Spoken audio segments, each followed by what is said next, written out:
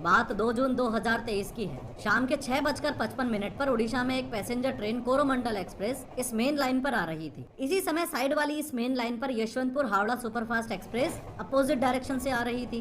दोनों ही ट्रेन में सब कुछ नॉर्मल था। लोको पायलट्स अपना काम कर रहे थे और यात्रीगण अपनी यात्रा का मजा ले रहे थे। यहाँ 2 लूप लाइंस भी हैं और इन दोनों ही लूप लाइंस पर मालगाड़ियाँ खड़ी हुई थी। कोरोमंडल एक्सप्रेस के लोको पायलट को सिग्नल ग्रीन मिला, इसलिए वो अपनी फुल परमिसिबल स्पीड यानी 128 किलोमीटर/आवर की रफ्तार से आगे बढ़ रहा था। लेकिन इस जगह जहाँ ट्रेन अपनी पटरी बदलती है, जिसे रेलवेज की लैंग्वेज में पॉइंट बोला जाता है, इस जगह कुछ ऐसा हुआ कि कोरोमंडल एक्सप्रेस अपनी पटरी से उतर गई, पलट गई, मालगाड़ी के ऊपर चढ़ गई। कुछ डिब्बे दूसरी मेन लाइन पर भी फिक गए, जिसकी वजह से साइड से गुजर रही यशवंतपुर हावड़ा सुपरफास्ट एक्सप्रेस के पीछे के 2 डिब्बे इन डिब्बों से टकराए और वो भी डिरेल होकर फिक गए। बल्कि हम इस वीडियो में अपना फोकस इस पटरी बदलने वाली जगह यानी पॉइंट पर रखेंगे। 3D एनिमेशन की मदद से ये समझेंगे कि रेलवेज मिनिस्टर अश्विनी वैष्णव ने जिस इलेक्ट्रॉनिक इंटरलॉकिंग सिस्टम को इस एक्सीडेंट का जिम्मेदार बताया, वो इलेक्ट्रॉनिक इंटरलॉकिंग सिस्टम एग्जैक्टली है क्या, और ये भी समझेंगे कि रेलवेज बोर्ड के सीनियर्स के हिसाब से ये इलेक्ट्रॉनिक इंटरलॉकिंग सिस्टम अगर फेल प्रूफ सिस्टम है तो यहाँ सीधा जाने का ग्रीन सिग्नल होते हुए भी कोरोमंडल एक्सप्रेस लूप लाइन की तरफ कैसे मुड़ गई, कैसे ये सदी का सबसे बड़ा रेल हादसा बना,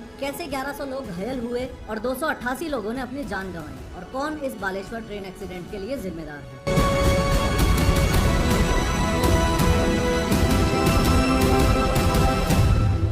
2 जून को दोपहर 3:20 पर यह Coromandel Express Shalimar railway station West Bengal से चल पड़ी। करीबन 25 घंटे का सफर करके इस ट्रेन को Chennai central railway station Tamil Nadu पहुंचना था। ये राइट टाइम चल रही थी और 6:55 पर ये बालेश्वर के नजदीक बहानका बाजार रेलवे स्टेशन के करीब पहुंच चुकी थी। दूसरी ओर दूसरी मेन लाइन पर चलने वाली यशवंतपुर एक्सप्रेस, जो कि एक दिन पहले सुबह 10:35 पर SMVT बेंगलुरु से चली थी और आज 2 जून को करीबन 11 बजे हावड़ा जंक्शन पहुंचने वाली थी, वो भी इसी समय 6:55 पर यहीं बहानगा बाजार रेलवे स्टेशन के नजदीक इस कोरोमंडल एक्सप्रेस को क्रॉस कर रही थी। यहाँ आपको 2 बातें बहुत अच्छे से पता होनी चाहिए।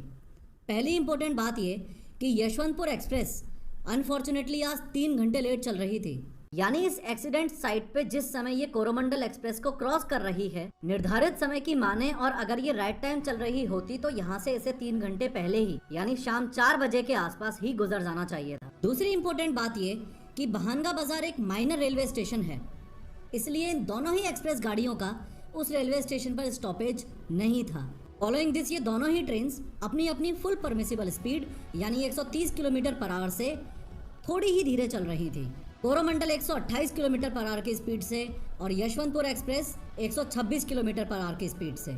आपने ये नोटिस भी किया होगा कि जिस माइनर स्टेशन पर किसी ट्रेन को नहीं रोकना होता, उस स्टेशन पर से ट्रेन को जानबूझकर फुल स्पीड पर निकाला जाता है ताकि पैसेंजर्स जबरदस्ती चढ़ने की कोशिश ना करें। खैर, एक्सीडेंट के रीजन को समझना ऑलमोस्ट इम्पॉसिबल है अगर इन ट्रेन ट्रैक्स को अच्छे से ना समझ पाए तो। देखो, एक्सीडेंट साइट पर ये 4 ट्रेन ट्रैक्स मौजूद थे। इसमें से ये बीच वाली जो दोनों पटरियां एकदम सीधी जा रही हैं, इनको बोला जाता है मेन लाइन, और ये जो 2 छोटी पटरियां आपको साइडों में दिख रही हैं, इनको बोला जाता है लूप लाइंस। लूप लाइंस को आसान भाषा में आप ऐसे समझो कि ये साइड देने के लिए बनी है। इसका मतलब ये कि इसी पटरी पर अगर मालगाड़ी जा रही है और इसी सेम पटरी पर पीछे से राजधानी एक्सप्रेस आ रही है, तो राजधानी एक्सप्रेस को आगे भेजने के लिए मालगाड़ी को थोड़ी देर के लिए लूप लाइन में ले जाकर खड़ा कर देंगे और राजधानी अपनी सेम मेन लाइन से होते हुए सीधी सीधी फुल स्पीड में आगे निकल जाएगी। 2 जून को शाम को जिस दिन एक्सीडेंट हुआ, उस दिन इस वाली लूप लाइन में और उस वाली लूप लाइन में दोनों में ही मालगाड़ियां खड़ी हुई थी और at the same time Coromandel express और यशवंतपुर एक्सप्रेस अपोजिट डायरेक्शन में मेन लाइन से गुजरती हुई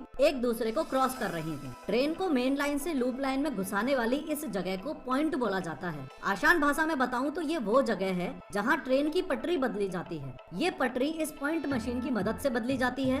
इस ट्रेन किस पटरी या किस डायरेक्शन में जाएगी, ये ट्रेन के ड्राइवर यानी लोको पायलट के हाथ में नहीं होता, बल्कि ये रेलवे स्टेशन या प्लेटफॉर्म पर मौजूद एक ऑफिस से इलेक्ट्रॉनिकली कंट्रोल किया जाता है। लोको पायलट सिग्नल्स को फॉलो करते हुए बस ट्रेन की स्पीड को कंट्रोल करता है। सिमिलरली जिस समय एक्सीडेंट हुआ, उस समय इंजन में मौजूद कोरोमंडल एक्सप्रेस के लोको पायलट गुणानिधि मोहंती और assistant loco pilot Hazari Behera के हाथ में भी ये नहीं था कि वो सीधे जाएंगे या लूप लाइन में घुस जाएंगे जिसमें मालगाड़ी खड़ी थी। इलेक्ट्रॉनिक इंटरलॉकिंग सिस्टम को आप ऐसे समझो कि इसका काम है ये इंश्योर करना कि सब कुछ सही है, या दूसरे शब्दों में यूँ कह लो कि इंसानी गलती की वजह से होने वाले एक्सीडेंट को रोकना। ये कुछ ऐसे काम करता है कि एक्सीडेंट से कुछ सेकंड्स पहले कोरोमंडल एक्सप्रेस यहाँ पहुँच चुके थे। अब पॉइंट के इस जस्ट पास वाले सिग्नल को बोला जाता है होम सिग्नल। इस होम सिग्नल को ग्रीन या फिर येलो स्टेशन मास्टर अपने ऑफिस से तब ही कर सकता है जब उसको इलेक्ट्रॉनिक इंटरलॉकिंग सिस्टम की तरफ से मंजूरी मिल जाए, अदरवाइज सिग्नल हमेशा रेड ही रहेगा। और इलेक्ट्रॉनिक इंटरलॉकिंग सिस्टम मंजूरी देने से पहले दो फैक्टर्स को चेक करता है। सबसे पहला फैक्टर ये कि पॉइंट मशीन ने इस पॉइंट को किस डायरेक्शन में मोड़ रखा है, या यूं कह लो कि ट्रेन किस दिशा में जाने वाली है। और दूसरा फैक्टर ये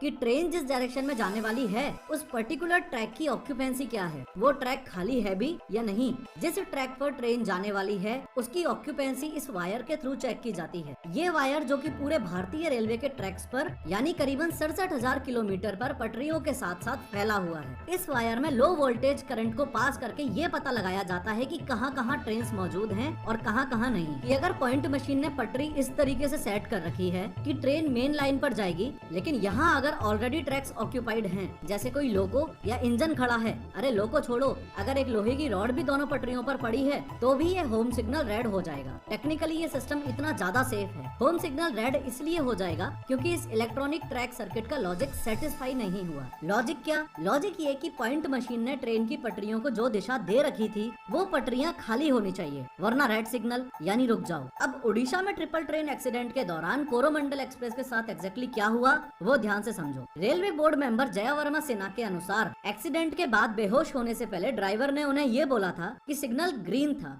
वहाँ से हम लोगों ने जो ड्राइवर था कोरोमंडल का उससे बात की, उससे पर्सनली बात की। वो उस समय होश में था। उसने बताया कि उसको सिग्नल ग्रीन मिला है। उसके अलावा प्रिलिमिनरी इंक्वायरी की रिपोर्ट्स में और एक्सीडेंट के बाद दो रेलवे ऑफिसर्स की लीक हुई ऑडियो रिकॉर्डिंग के अनुसार वो उस समय सब कुछ सारा कुछ क्लियर नहीं था। जो ग्राउंड से जो मिला था उसी के आधार पे सीम्स में अपलोड किया गया था। तो अभी फाइनली क्या क्या निकल के आ रहा है? Point was wrongly settled sir.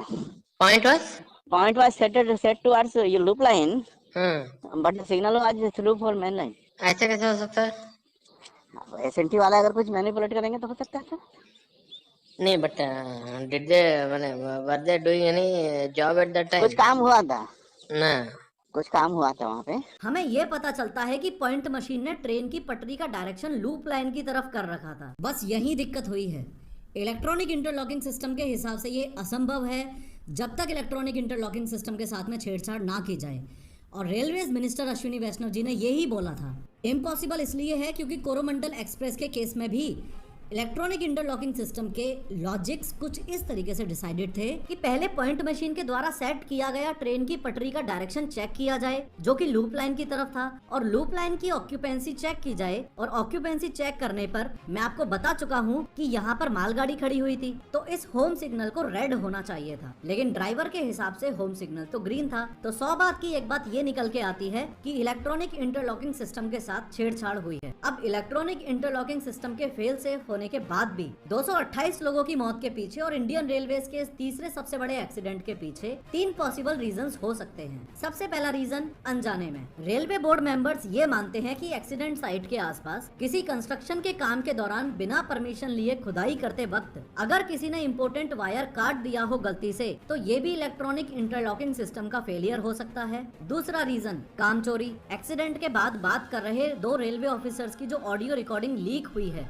उसमें एक ऑफिसर बता रहा है कि एसएनटी यानी signal and telecommunication department of Indian railways वाले बंदे ने मेंटेनेंस के दौरान लापरवाही की हो। तो ऐसा हो सकता है कि ग्रीन सिग्नल कहीं और के लिए सेट है और पटरी का डायरेक्शन कहीं और के लिए सेट। तीसरा रीजन सैबोटाज एंगल, मतलब किसी ने जानबूझ के ये कांड किया हो। बालेश्वर एक मावेस्ट एरिया है माइनर वे में, यहाँ पे सैबोटाज एंगल को टोटली रूल आउट नहीं कर सकते और ना ही रेलवे बोर्ड ने किया है। हम सबको ये समझना पड़ेगा कि इंडियन रेलवेज का electronic interlocking system tamper proof नहीं है। अगर स्टेशन स्टाफ, सिग्नलिंग स्टाफ और कंट्रोलिंग स्टाफ अपने किसी फायदे के लिए आतंकवादी के साथ मिलके काम करे तो इस उड़ीसा ट्रिपल ट्रेन एक्सीडेंट के पीछे सैबोटाज एंगल भी हो सकता है। एक डिटेल्ड वीडियो के अंदर आपको ये समझाऊंगा कि सीबीआई इंक्वायरी के रिजल्ट्स क्या रहे, कवच सिस्टम इस एक्सीडेंट को क्यों नहीं रोक पाता और 40 लोग इस ट्रिपल ट्रेन एक्सीडेंट के अंदर बिना इंजरी के कैसे मर गए।